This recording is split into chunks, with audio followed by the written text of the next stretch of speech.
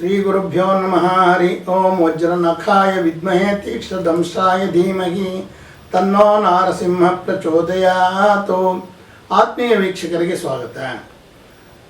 ವಾರ ಭವಿಷ್ಯ ತಂದಿದ್ದೇನೆ. ಇದು ತಾರೀಖು 15/2/2026ರಿಂದ 21/2/2026 ಇರುತ್ತದೆ.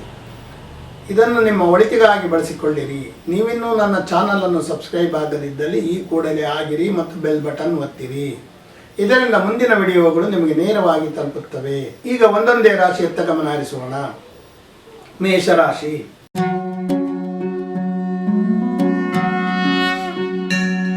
ವಾರದ ಆರಂಭದಲ್ಲಿ ಸ್ವಲ್ಪ ಸಿಟ್ಟು ಸೆಡವುಗಳಿರುತ್ತವೆ. ಆದಾಯವು ಕಡಿಮೆ ಇದ್ದರೂ ಸಹ ತೊಂದರೆ ಇರುವುದಿಲ್ಲ. ಹಿರಿಯರ ಸಹಕಾರಗಳು ನಿಮಗೆ ನಿಧಾನವಾಗಿ ದೊರೆಯುತ್ತವೆ. ಕೃಷಿ ವ್ಯವಹಾರಗಳಲ್ಲಿ ಆದಾಯ ಮಂದಗತಿಯಲ್ಲಿರುತ್ತದೆ. ವಿದ್ಯಾರ್ಥಿಗಳಿಗೆ ಅಂತ ಯಶಸ್ಸಿನ ಕಾಲವಲ್ಲ. ದೈವ ವಿದ್ಯೆಯನ್ನು ಕಲಿಯುತ್ತಿರುವವರಿಗೆ ಸಾಕಷ್ಟು ಅಭಿವೃದ್ಧಿ ಇರುತ್ತದೆ. ಕೆಲವರಿಗೆ ಕಣ್ಣಿನ ತೊಂದರೆಗಳು ಕಾಣಿಸಬಹುದು. ಸಂಗಾತಿಯಿಂದ ನಿಮಗೆ ಹೆಚ್ಚು ಲಾಭವಿರುತ್ತದೆ. ಸರ್ಕಾರಿ ಕೆಲಸ ಕಾರ್ಯಗಳಲ್ಲಿ ಮುನ್ನಡೆಯನ್ನು ಕಾಣಬಹುದು. ವಿದೇಶಿ ವ್ಯವಹಾರ ಮಾಡುವವರ ಆದಾಯ ಹೆಚ್ಚುತ್ತದೆ. ಕಬ್ಬಿಣದ ವ್ಯಾಪಾರಿಗಳಿಗೆ ಆದಾಯ ಕಡಿಮೆ ಇರುತ್ತದೆ. ವೃಷಭ ರಾಶಿ.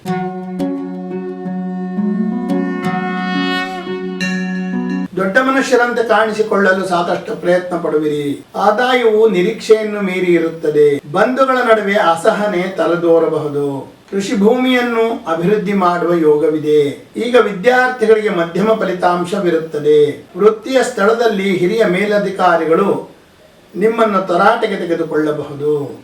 ಕೃಷಿಯಿಂದ ಲಾಭವನ್ನು ಕಾಣಬಹುದು. ಮೂತ್ರ ಸಂಬಂಧಿ ದೋಷಗಳು ಕೆಲವರನ್ನು ಕಾಡುತ್ತವೆ. ವ್ಯಾಪಾರಗಳಲ್ಲಿ ಸ್ವಲ್ಪ ಮುನ್ನಡೆಯನ್ನು ಕಾಣಬಹುದು. ವಿದೇಶಿ ವ್ಯವಹಾರದಲ್ಲಿ ಆದಾಯ ಹೆಚ್ಚುತ್ತದೆ. ಕಬ್ಬಿಣದ ವ್ಯಾಪಾರಿಗಳಿಗೆ ಲಾಭ ಹೆಚ್ಚುತ್ತದೆ. ಗಣಿಗಾರಿಕೆ ಮಾಡುವವರಿಗೆ ಆದಾಯ ಹೆಚ್ಚುತ್ತದೆ. ಮಿಥುನ ರಾಶಿ.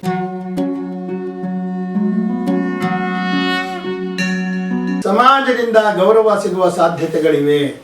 ಆದಾಯ ಕಡಿಮೆ ಇದ್ದರೂ ಸಹ ತೀವ್ರ ತೊಂದರೆ ಇರುವುದಿಲ್ಲ. ಬಂಧುಗಳು ನಿಮ್ಮ ಒಳ್ಳೆಯ ಕೆಲಸಗಳಿಗೆ ಮಾತ್ರ ಸಹಕಾರ ನೀಡುವರು. ವಿದ್ಯಾರ್ಥಿಗಳಿಗೆ ಫಲಿತಾಂಶದಲ್ಲಿ ಸ್ವಲ್ಪ ಮುನ್ನಡೆಯನ್ನು ಕಾಣಬಹುದು. ಆಯುಧಗಳನ್ನು ಉಪಯೋಗಿಸುವಾಗ ಎಚ್ಚರದಿಂದಿರಿ, ಅದರಿಂದ ತೊಂದರೆಗಳಾಗಬಹುದು. ಸಂಗಾತಿಯಿಂದ ನಿಮಗೆ ಪೂರ್ಣ ಸಹಕಾರಗಳು ದೊರೆಯುತ್ತವೆ. ತಾಯಿಯಿಂದ ನಿಮಗೆ ನಿಷ್ಠೂರಗಳಾಗಬಹುದು. ಬಂಧುಗಳಿಂದ ಹಗೆತನ ಜಾಸ್ತಿ ಕಾಣುತ್ತಿದೆ. ವಿದೇಶಿ ವ್ಯವಹಾರಗಳಲ್ಲಿ ಸಾಕಷ್ಟು ಲಾಭವನ್ನು ಕಾಣಬಹುದು. ಹಿರಿಯರ ವ್ಯವಹಾರಗಳಲ್ಲಿ ಪಾಲು ದೊರೆತು ನಿಮ್ಮ ಆದಾಯ ಹೆಚ್ಚುತ್ತದೆ. ಕಟಕ ರಾಶಿ.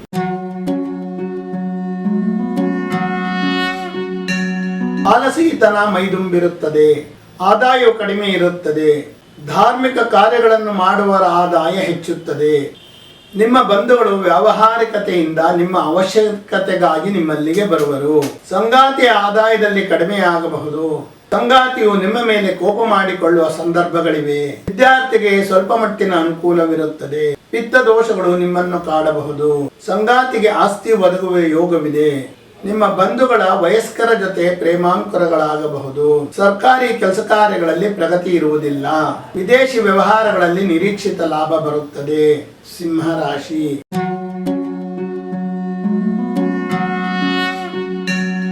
ಏನೋ ಕಳೆದುಕೊಂಡಂತೆ ಭಾಸವಾಗುತ್ತಿರುತ್ತದೆ. ಆದಾಯವು ಕಡಿಮೆಗತಿಯಲ್ಲಿರುತ್ತದೆ. ಸಂಗಾತಿಯಿಂದ ವೈಯಕ್ತಿಕ ಮತ್ತು ಧನ ಸಹಕಾರ ಎರಡೂ ದೊರೆಯುತ್ತದೆ. ಹಿರಿಯ ಮಹಿಳೆಯರಿಂದ ನಿಮ್ಮ ಕೆಲಸ ಕಾರ್ಯಗಳು ಸರಾಗವಾಗಿ ಆಗುತ್ತವೆ. ಭೂಮಿಯ ವ್ಯವಹಾರಗಳು ಅಷ್ಟು ಲಾಭವನ್ನು ತರುವುದಿಲ್ಲ. ಹೈನುಗಾರಿಕೆಯಲ್ಲಿ ಅಭಿವೃದ್ಧಿ ಇರುವುದಿಲ್ಲ. ಶೀತ ಸಂಬಂಧಿ ದೋಷಗಳು ಕೆಲವರನ್ನು ಕಾಡಬಹುದು. ಸಂಗಾತಿಯ ವಶೀಲಿಯಿಂದ ಸರ್ಕಾರಿ ಕೆಲಸ ಕಾರ್ಯಗಳಲ್ಲಿ ಮುನ್ನಡೆ ಇರುತ್ತದೆ. ವಿದೇಶದಲ್ಲಿರುವ ತಮ್ಮ ಸಂಗಾತಿಯನ್ನು ಸೇರಿಕೊಳ್ಳಲು ಈಗ ಕಾಲ ಅನುಕೂಲವಾಗಿದೆ. ಪುಸ್ತಕ ವ್ಯಾಪಾರಿಗಳಿಗೆ ಅತಿ ಹೆಚ್ಚು ಲಾಭವಿರುತ್ತದೆ. ಕನ್ಯಾ ರಾಶಿ.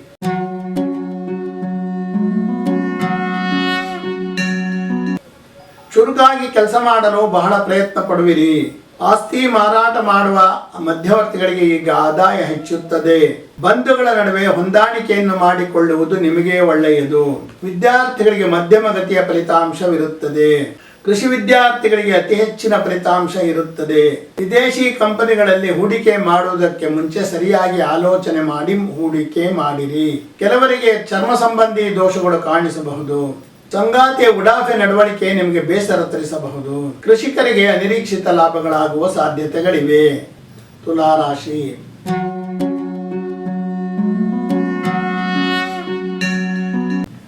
ಶ್ರೀಮಂತಿಕೆಯ ಸೋಗನ್ನು ಹಾಕಲು ಯತ್ನಿಸುವಿರಿ. ಆದಾಯವು ಮಧ್ಯಮಗತಿಯಲ್ಲಿರುತ್ತದೆ. ಹಿರಿಯರ ಹೆಸರನ್ನು ಬಳಸಿಕೊಂಡು ಅದರ ಮೂಲಕ ನಿಮ್ಮ ಪ್ರಭಾವವನ್ನು ಹೆಚ್ಚು ಮಾಡಿಕೊಳ್ಳಲು ಪ್ರಯತ್ನ ಪಡುವಿರಿ. ಆಸ್ತಿ ಮಾರಾಟ ಮಾಡುವವರಿಗೆ ಲಾಭ ಜಾಸ್ತಿ ಇರುತ್ತದೆ. ವಿದ್ಯಾರ್ಥಿಗಳಿಗೆ ನಿರೀಕ್ಷಿತ ಫಲಿತಾಂಶ ಪಡೆಯುವ ಯೋಗವಿದೆ. ಕೆಲವರಿಗೆ ಪಾದದಲ್ಲಿ ನೋವು ಕಾಣಿಸಬಹುದು. ಸಂಸಾರದಲ್ಲಿ ಕಾವೇರಿದ ವಾತಾವರಣವಿದ್ದರೂ ಸಹ ಸ್ವಲ್ಪ ಮಟ್ಟಿನ ಸಂತೋಷ ಕೂಡ ಇರುತ್ತದೆ. ಆಭರಣ ಮಾರಾಟಗಾರರಿಗೆ ಸ್ವಲ್ಪ ಹಿನ್ನಡೆ ಆಗಬಹುದು. ಹಿರಿಯರ ಆಸ್ತಿಗಾಗಿ ಸಾಕಷ್ಟು ಪ್ರಯತ್ನ ಪಡುವಿರಿ. ವೃತ್ತಿಯಲ್ಲಿ ಅಂತಹ ಪ್ರಗತಿ ಇರುವುದಿಲ್ಲ. ಕೃಷಿ ಸಂಶೋಧಕರಿಗೆ ಅಭಿವೃದ್ಧಿ ಇರುತ್ತದೆ. ವ್ಯಾಪಾರ ವ್ಯವಹಾರಗಳಲ್ಲಿ ಎಚ್ಚರವಿರಲಿ. ವೃಶ್ಚಿಕ ರಾಶಿ.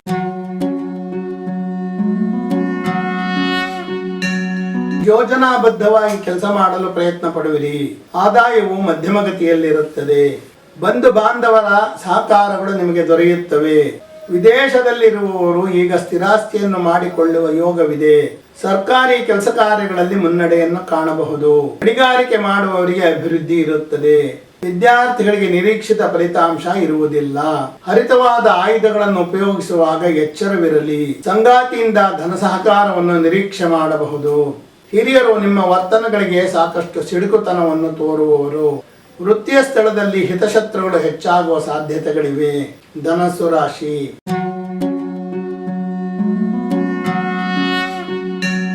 ಗಂಭೀರ ನಡವಳಿಕೆ ನಿಮ್ಮಲ್ಲಿರುತ್ತದೆ. ಆದಾಯವು ಮಧ್ಯಮಗತಿಯಲ್ಲಿರುತ್ತದೆ.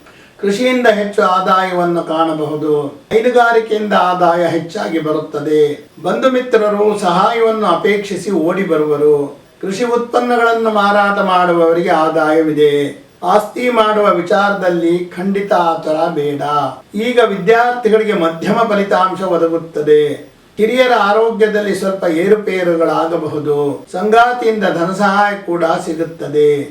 ವ್ಯಾಪಾರ ವ್ಯವಹಾರಗಳಲ್ಲಿ ಅನಿರೀಕ್ಷಿತ ಏರುಪೇರುಗಳನ್ನು ಕಾಣಬಹುದು. ಹಿರಿಯರ ವಿದ್ಯೆಯನ್ನು ನೀವು ಮುಂದುವರಿಸಬಹುದು. ಮಕರ ರಾಶಿ.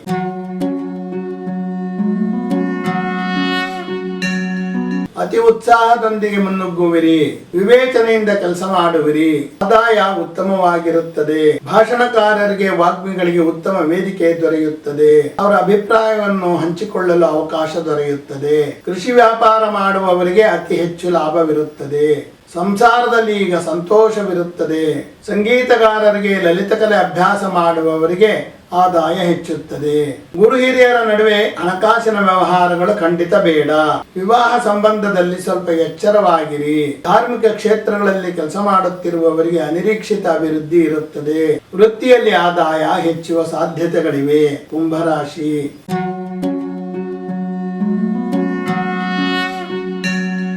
ವಾರದ ಆರಂಭದಲ್ಲಿ ಬಹಳ ಬಿರುಸಿನಿಂದ ಕೆಲಸ ಮಾಡುವಿರಿ. ಹಿರಿಯರು ಬಹಳ ದೃಢತೆಯಿಂದ ಮತ್ತು ಗುರಿಯನ್ನು ಇಟ್ಟುಕೊಂಡು ಕೆಲಸ ಮಾಡುವರು. ಆದಾಯವು ಕಡಿಮೆ ಇರುತ್ತದೆ. ಮಾತನಾಡುವಾಗ ಬಹಳ ಎಚ್ಚರವಿರಲಿ. ಯುವಕರ ಸ್ನೇಹಿತರುಗಳು ಅವರ ಮೇಲೆ ಕಣ್ಣಿಡುವರು ಮತ್ತು ಸಮಯಕ್ಕಾಗಿ ಕಾಯುವರು.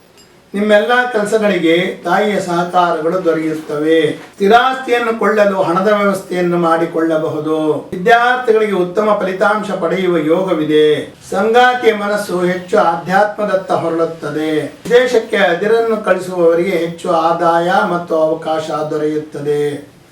ಮೀನರಾಶಿ.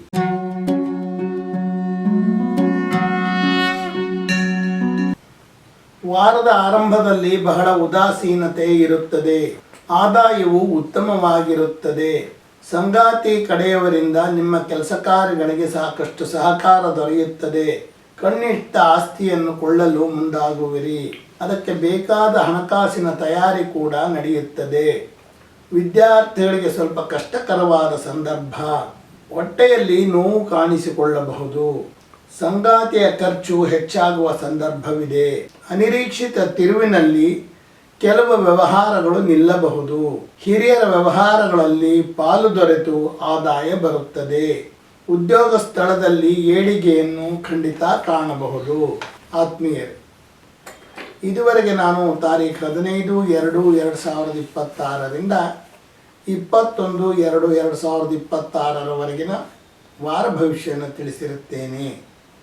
ನೀವಿನ್ನೂ ನನ್ನ ಚಾನಲನ್ನು ಸಬ್ಸ್ಕ್ರೈಬ್ ಆಗದಿದ್ದಲ್ಲಿ ಈ ಕೂಡಲೇ ಆಗಿರಿ ಮತ್ತು ಬೆಲ್ ಬಟನ್ ಒತ್ತಿರಿ. ಇದರಿಂದ ಮುಂದಿನ ನೋಟಿಫಿಕೇಷನ್ಗಳು ನಿಮಗೆ ನೇರವಾಗಿ ಬರುತ್ತವೆ.